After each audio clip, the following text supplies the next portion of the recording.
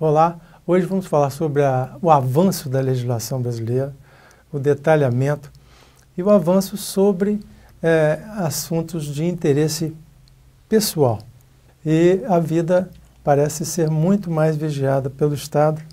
Para falar sobre esse assunto conosco aqui, o Dr. José Carlos Risk, filho, que já esteve aqui conosco colaborando com alguns temas ligados ao direito. Dr. José Carlos. É uma honra estar aqui, Almir, mais uma vez, por um tema que é tão interessante. Dr. José Carlos, como que o senhor vê, por exemplo, esse avanço que tem acontecido, né? Eu vou citar um exemplo, né? A lei da palmada, né? É uma lei que veio para disciplinar a relação entre pais e filhos. Se sabe que havia um abuso, existe, né? Um abuso, muitas vezes, de alguns pais que tomam atitudes exageradas no controle, na educação de seus filhos, né? E fazem e causam traumas nas crianças, seja com corretivos violentos, seja com ameaças.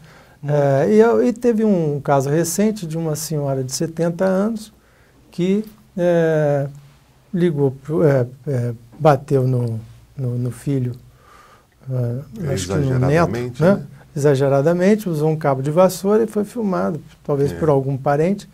E essa senhora de 70 anos foi presa, então está na penitenciária, e a criança foi recolhida para um abrigo. Né?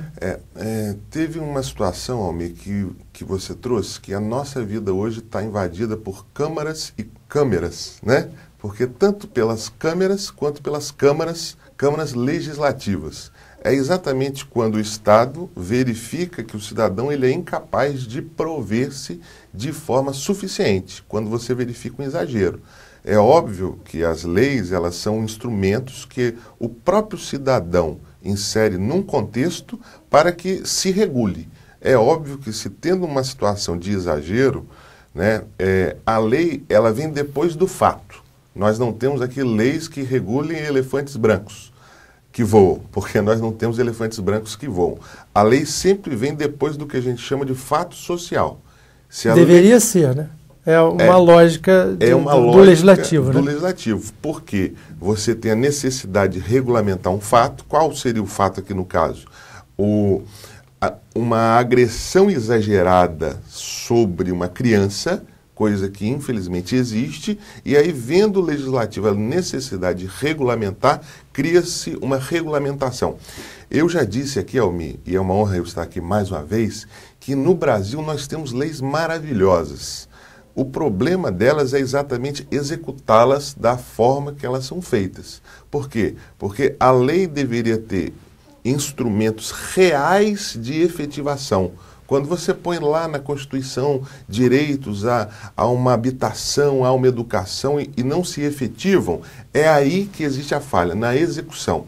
Nesses casos, eu entendo que a lei ela só deve coibir casos extremos, nos casos os quais, inclusive, provocam risco de vida. Porque nós temos casos aqui, e não somente casos de agressão física, mas de agressão moral, psicológica, sexual, de pais, de avós, etc. Então, eu entendo que o Estado ele deve ser um Estado interventor de acordo com a necessidade. O resultado disso não pode ser um resultado ruim.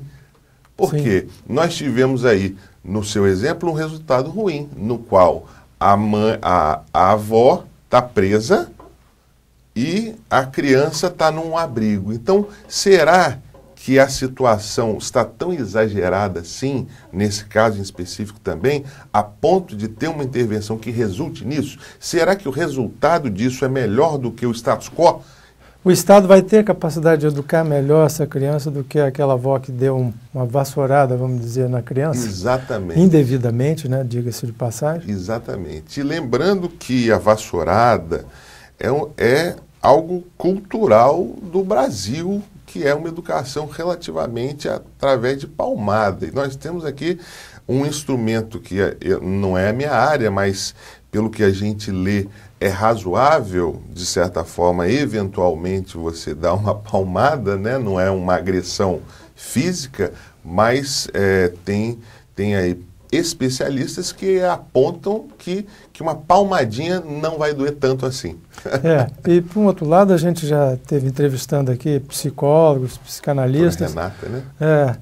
Falando sobre a questão dos limites, que as crianças faltam limites hoje ao jovem. Muitos que vão para o uso da droga, um dos pontos é a falta de limites, né? Exatamente. Lógico que tem vários fatores envolvidos no consumo das drogas, né, e do tráfico delas. E um ponto interessante aqui, Almir, que você trouxe sobre a ausência do Estado presente executando suas leis, põe em debate o que a gente chama agora de maioridade, que tem seu projeto para se diminuir. Será que os presídios são suficientes para se prender toda essa demanda reprimida de menores que serão presos nelas? Será que eu vou efetivamente colocar de volta para a sociedade cidadãos menores hoje que sejam efetivamente recolocados? Ou será que eu vou criar uma demanda e o Estado, que já não suporta a demanda de hoje, não vai suportar a de amanhã também?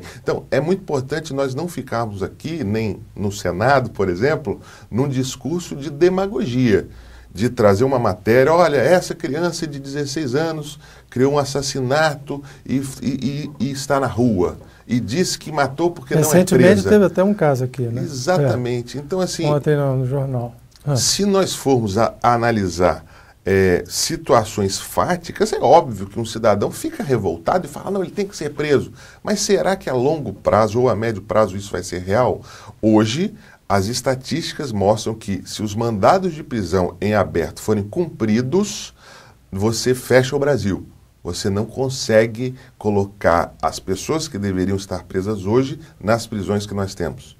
Que nós hoje temos ordens que se chamam mandados de prisão em aberto, que se nós criarmos aqui uma situação de efetivação de todos eles, não estou falando da minoridade, estou falando de hoje.